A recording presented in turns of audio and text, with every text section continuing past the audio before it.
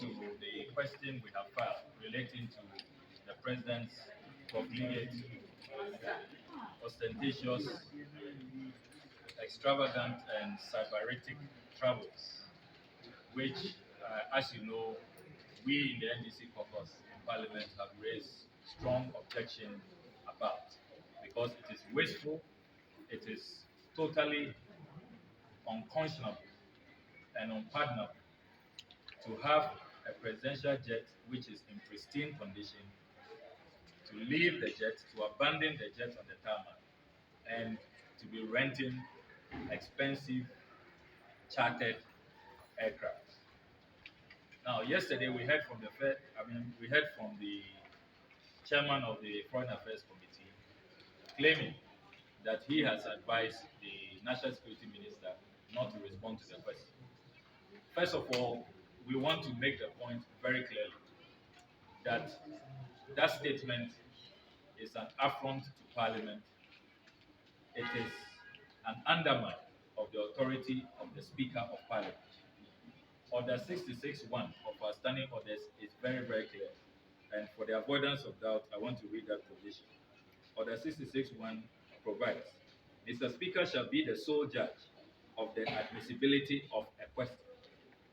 So no member of Parliament, no other person than the Speaker of Parliament, the Right Honourable Speaker, admits a question. And the question in issue will relate to the President's May travels to Belgium, France, and South Africa.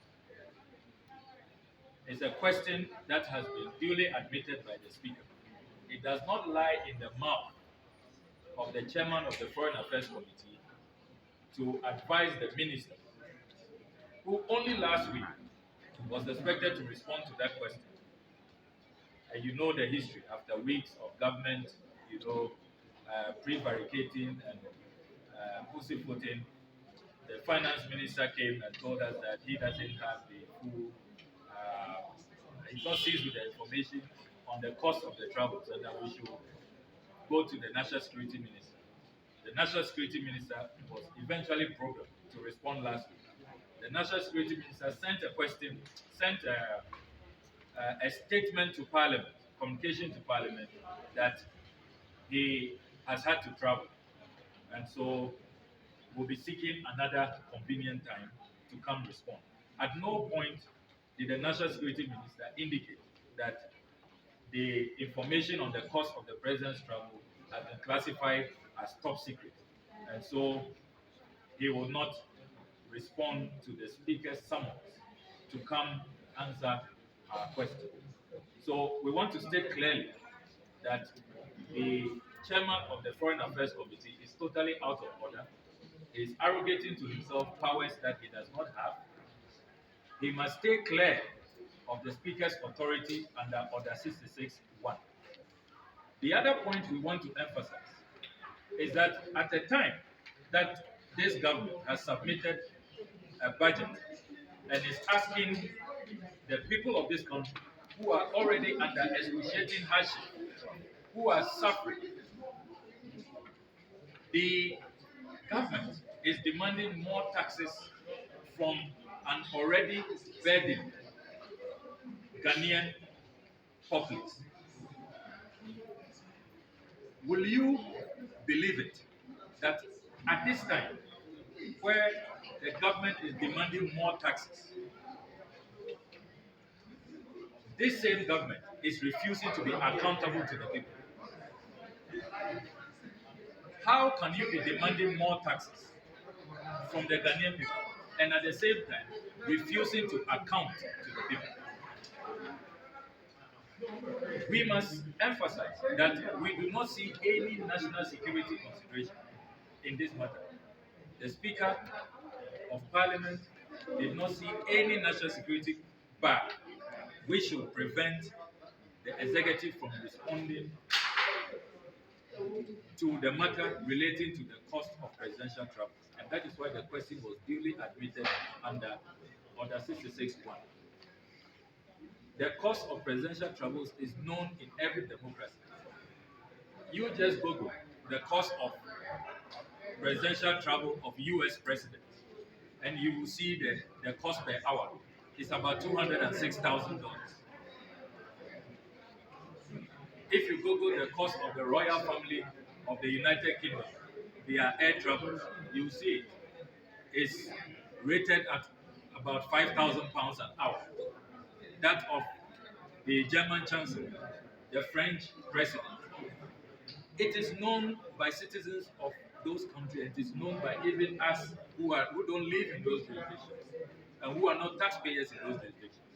So what the chairman of the Foreign Affairs Committee has done, he is totally out of order. He has undermined the authority of the speaker. He has affronted the dignity, the power, and mandate of Parliament. And he must be told in very clear language that he does not have any power to advise the National Security Minister not to respond to our question after the speaker has admitted same. And he has absolutely no power to claim that this matter is classified top secret, and so the Ghanaian people cannot know. How ironic. You want more taxes from the people. Momo tax, e-levy. You are removing benchmark values. You are increasing property rates. You are increasing fees and charges by 15%. And you want to even tailor the fees and charges increases per inflation. You are calling it automatic adjustment. You are imposing burden after burden, hardship after hardship on an already suffering Ghanaian public. And yet you want to continue. President Akufo-Addo wants to continue to live like a Russian oligarch, like an Arabian king, like a British aristocrat, all three at the same time, at the Ghanaian taxpayer expense. And to add insult to injury, he refuses to be accountable to the Ghanaian people. He refuses to be transparent, and he refuses to show respect to the Parliament of the Republic of Ghana. We want to state very clearly that we are not accepting this new found position. The Ghanaian people will not accept this. You want more taxes, you must be accountable. And this is another reason why we in the NDC caucus are clear and unambiguous that we will not support the 2022 budget. We will not support it. We are opposed to it because of the lack of accountability, the lack of transparency. And you see it all around you, even in the Auditor General's report. And that is exactly what the chairman of the Foreign Affairs Committee has done.